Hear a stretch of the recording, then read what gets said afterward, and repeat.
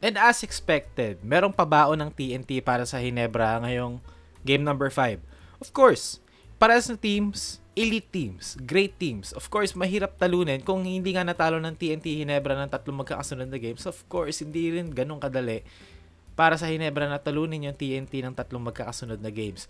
Itong para sa teams na to, okay, as much as, alam mo yun, gaanong ka gusto natin na i-discredit, okay, because it's, you know, the thing to do sa Philippine basketball space, tayo mga fans, okay, let's admit it, okay, itong series na to, yung coaching ni Chot Reyes has been great. And hindi natin ma-deny kasi every adjustment na ginawa niya, and ginawa ni Coach Tim Cone din on the other hand, parehas na coaches actually, kada adjustment nila, grabe yung effectivity, super effective, parang sa Pokemon, kapag nag-flamethrower ka sa grass type, di ba, as in, times 2, times 4, etc. kung ano man yun. Parang ganun yung effectivity ng adjustments sila. Talagang chess match siya. And hindi lang siya nangyayari within the game. Nangyayari siya every game. So, yun yung nangyayari dito. And, ang napansin ko adjustment ng TNT, besides Hinebra being, you know, inconsistent offensively, ang talagang naging adjustment ng TNT was putting Kelly Williams in the starting lineup and putting Jason Castro back on the bench. Kasi, with that, okay, na ma-match up mo si Kelly Williams with Japet Aguilar early in the game so that pagdating ng second unit, mapapasok mo na si Jason Castro, nakasabay si RJ Abariento sa kabilang team, and for Hinebra, mapapaisip ka kung favorable matchup ba para sa'yo yung JDV kontra Poy Eram.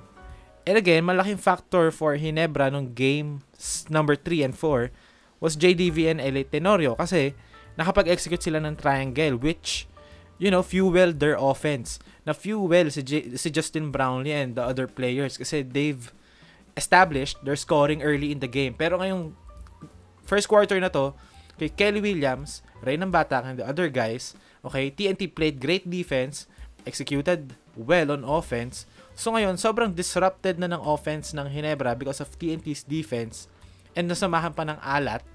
Okay? So, ang nangyari dito was that okay, walang rhythm ang Hinebra, even first quarter pa lang. Because of TNT's adjustment, na-disrupt yung laro. And I feel like Hinebra reacted way too fast, in my opinion.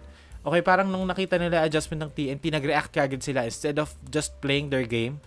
Katulad nung ginawa nila ng games 3 and 4, nag-react kagad sila, trying to out-chess or trying to counter TNT's adjustment. Nag-adjust sila sa adjustment. So, ang nangyari, nag-backfire sa kanila yon obviously.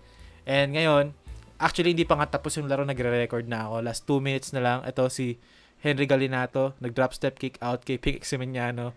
Yun, pasok 3 points. Pinapanood ko dito sa cellphone. Anyway, so ayun. TNT's adjustment na disrupt yung flow ng game, which is yun yung gusto nilang gawin. And TNT played to their strengths. Actually, buong laro, halos parang nag-dribble, drive sila offensively and defense. Halos same din naman. Tight lang yung defense sila. And I feel like for Hinebra, diba, biglang nawala sa rotation si JDV. Biglang nabawasan yung minutes ni Elite Tenorio. So, samahan mo pa ng alat, samahan mo pa ng lahat ng factors. It was just not their game. It's because of TNT's adjustment. And again, yun yung nangyari dito. Even, you know, kahit libreng dunk na yung Justin Brownlee, sablay. And yung reference ko sa Jin Baldog, actually, sige, maganto na lang tayo kasi, alam mo yun, wala naman tayong pag-uusapan masyado. Sabi ko dito na, parang medyo disappointed ako sa fans ng mga haters ng mga teams. Kasi parang wala nang creativity. Dati nakakapag-invento pa tayo ng mga punchline. Mga kangkong, shadow, bora. Pero ngayon sabi ko, parang wala nang bago.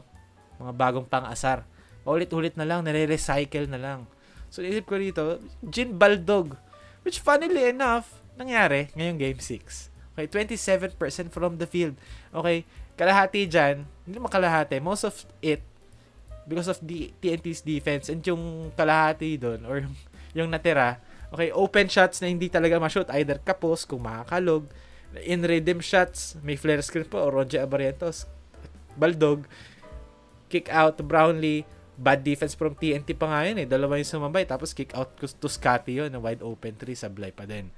So, other than that, okay, ang rules ng Hinebra defensively sa pick and roll, okay, kapag big, magsho-show sila.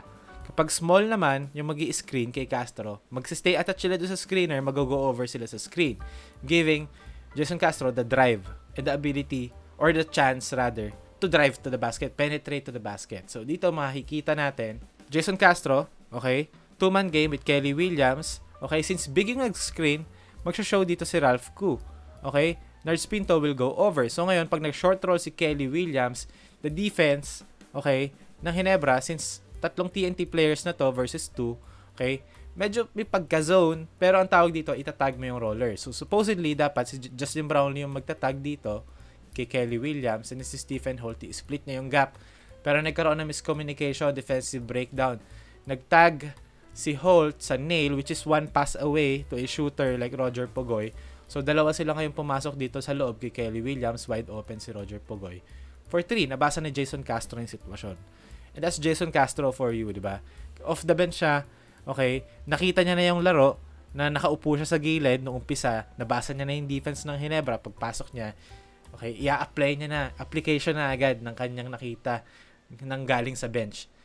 And i-apply niya na agad para makapag-execute. Dito again, okay, Jason Castro, JP Eram, magsho-show dito si Japet Aguilar, okay, 2 on the ball, okay, Justin Brownlee, split niya yung dive, and RHJ lifting to the wing. Na-recognize si Castro yon, 1 pass away to RHJ for 3, and kung iisipin mo, pwede pa nga ipasa ni RHJ to JP Eram dito, wala sa posisyon si Japet Aguilar, si Maverick Ahanmisi lang yun, so Glenn Kubuntin ka pa, na pwedeng luminis ng offensive rebound. So again, that's Jason Castro being patient, okay, being a legitimate point guard for TNT and reading Ginebra's defense effectively. Dito naman, smaller guy, yung magi-screen, okay? Umpisa, RHJ nag-screen, so they had to hedge. Walang nangyari. Okay, rescreen. Halika rito, RR Pogoy, or si Kim Aurin rather. Smaller guy. So, ina-expect na ni Jason Castro na iba yung coverage. Hindi na to hedge. Mag-i-stay attached na siya sa screener. Mag-go over si Nard. So, meron ngayon dribble penetration for Jason Castro.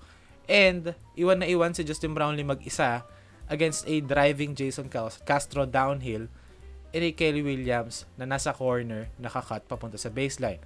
So, again, advantages na create ni Jason Castro with their dribble drive offense. So, di ba, payag ka ba matatalo ka sa dribble drive? Anyway, so ito again, transition, secondary break, okay? Jason Castro, nireject niya yung screen, okay? Hindi nga nireject eh. Parang, in-establish na lang yung idea na, baka mag-set ng screen si Kelly Williams. Konting hinto lang, konting gamit ng speed, konting pacing lang, then drive with his left hand, inatake niya si Nards, foul counted, 2 points. And again, that's Jason Castro, coming off the bench, babasahin muna yung nangyari sa court, papasok niya sa loob ng court, pag siya na yung naglalaro, i-apply niya, and then he will read the defense effectively. So, panalo ang TNT kontra Ginebra ngayong Game 5. Game 6, honestly, wala akong expectation, hindi ko alam, kasi, again, nung first 2 games, it took Ginebra 2 games to figure out TNT's adjustment. So, ngayon, hindi natin alam, makakapag-adjust ba agad ang Ginebra to force a Game 7, or itong adjustment na to ng TNT was the final blow to the series.